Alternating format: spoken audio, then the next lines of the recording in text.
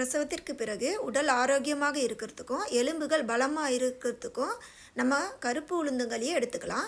வாங்க இது எப்படி செய்கிறதுன்னு பார்க்கலாம் வாங்க. கடாயில் 1 கப் கருப்பு உளுந்து எடுத்துக்கோங்க. இதை நல்லா பொன்னிறமாக வறுத்துக்கோங்க. இது கூடவே 1/4 கப் வெள்ளை எள் எடுத்திருக்கேன். 6 பாதாம் சேர்த்து நல்லா வறுத்து எடுத்துக்கோங்க. இது நல்லா படப்படன்னு பொரியணும்.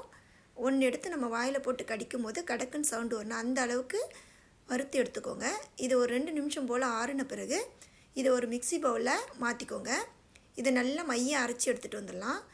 இப்போ இதை ஒரு கிண்ணத்தில் போட்டு தண்ணி ஊற்றி கட்டிகள் இல்லாமல் நம்ம கரைச்சி எடுத்துக்கலாம்.